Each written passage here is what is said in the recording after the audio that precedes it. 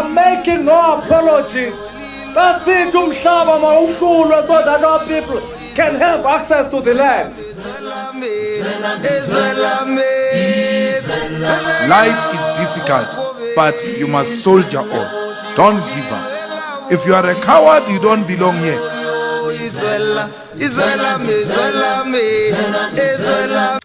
Hi guys, welcome to my YouTube channel. Welcome to Simple Politics. I think today you guys are very lucky because this is the second video I'm dropping. Like, what do you mean? This is gonna be such a short video, guys. The only thing that I came here to say is that John Steenhuisen has spoken. I mean, I haven't heard him speak in quite some time. He's been very scarce. He has spoken regarding the Afrikaners that have gone to the USA. He says that, yeah, they've made a mistake. I want us to get into that. Secondly, if I do have time, I do want us to touch on Ronaldo Gouws. Ronaldo Gouws has apologized. I don't know if you guys know who Ronaldo Gouws is. I don't know if you know him, but I think at the end, I'm just going to insert what he said. But he has apologized for the racial things that he has said. This is very interesting. But before we get to Ronaldo Gouws, let's start with Steenhuisen. Steenhuisen says that the Afrikaners that recently went to the US or sought refuge in the US have made a mistake. So I want to read a little bit of this article where he explains why he says that they have made a mistake. He says this, John Steenhuisen, Kelando has been very scarce. He says, we can't determine where people live and what their life choices are. I think they've made a mistake. We are on the cusp of great things in South Africa with a new government, new energy, and new growth initiatives. I think South Africa will start to take off in a major way and become the envy of the world. He expressed his commitment to supporting farm workers. Oh, because John Steenhuisen also is the Minister of Agriculture. So, I mean, he's got a right to speak on this because he's a Minister of Agriculture. He works closely with farmers. So he expressed his commitment to supporting farm workers, farm owners, and agriculture industry, urging them to stay and contribute to their country's development. They will get my full attention and support during the time as a minister. The US President Donald Trump signed an executive order in February offering Afrikaners refuge status, accusing the South African government of confiscating land and treating certain classes of people badly. The group of Afrikaners who left for the US claimed they've been persecuted in South Africa. However, Steenhuisen said South Africa is not experiencing genocide or land expropriation without compensation. There is no single farm that's being expropriated without compensation, he said. Yes, we have issues with crime, but these affect all citizens in the same way. What we need to do when important trading partners like the US are making decisions is ensure that they are making it based on facts, not fiction.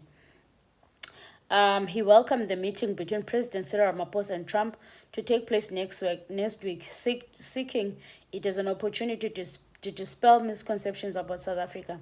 It's a good opportunity for Ramaphosa to meet these counterparts to dispel some of the myths and disinformation that have been whispered in his ear about South Africa.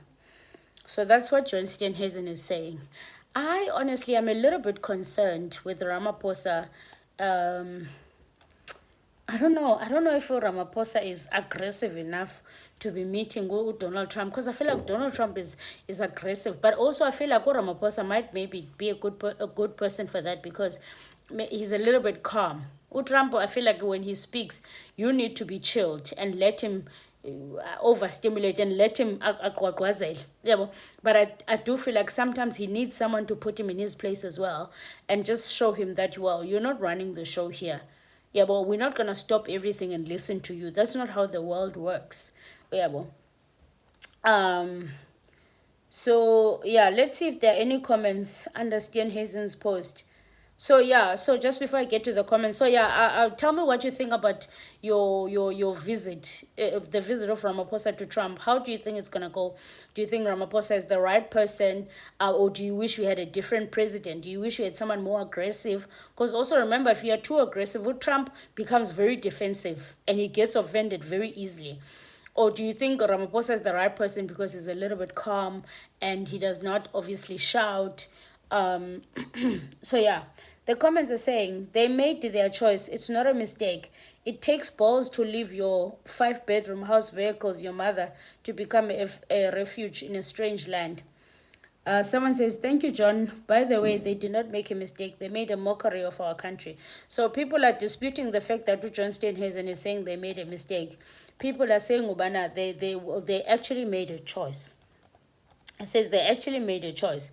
So yeah, that's the video that I wanted to do on Steenhuisen. But I think because this is such a short video, I want to touch on Renaldo Gouws because he apologized. He actually apologized. And I just want to read the comments. Well, he posted and said, the SAHR Commission and I reached an out-of-court settlement. This means they will withdraw the hate speech case against me before the Equality Court. One of the requirements is that I make a public apology. Oh, so this is why he made a public apology. It's because they reached an out of settlement. I thought he just woke up and decided, you know what? Let me make an apology. I didn't realize that because they reached a settlement, then he had to make an apology. I was shocked to go to Ronaldo. Like, what happened? That he just apologized. So before I play you guys the video, should I read the comments first? Maybe let me play the video and then read the comments. Yeah. For the actions of my younger and immature self. For that, I apologize unreservedly. Subsequently, however, I was more defiant and dismissive of the outrage expressed by ordinary members of the public in reaction to my apology, and I accept that my reaction diluted the apology. I now recognize that my prior apologies were in fact limited and qualified, and therefore I use this opportunity to tender a full and unconditional apology. After the South African Human Rights Commission instituted a complaint against me in the Equality Court, I accused them of double standards and argued that they should be defunded. After engagements with the South African Human Rights Commission, I retract these remarks. The South African Human Rights Commission performs vital functions in our democracy, including combating racial hostility and hatred, and its officials do so with dedication and care. I maintain that they should have been swifter in their responses to certain racist utterances against white people in the past year. I have recently been made aware that other social media users vilify and dox specific South African Human Rights Commission officials. I condemn such actions. To all South Africans, especially black South Africans and black people globally, I am sorry. I'm sorry for the pain, anger, and trauma my words have caused. And I'm sorry for trying to justify, minimize, and sanitize them. I know that this apology does not erase what I said or did, but it is a step I must take to acknowledge the effect of my actions and begin to account for them. I remain committed to learning, listening, and doing the difficult work of repair. Renaldo Gouws. So these are the comments under the video. So you actually haven't apologized before, meaning you are not remorseful.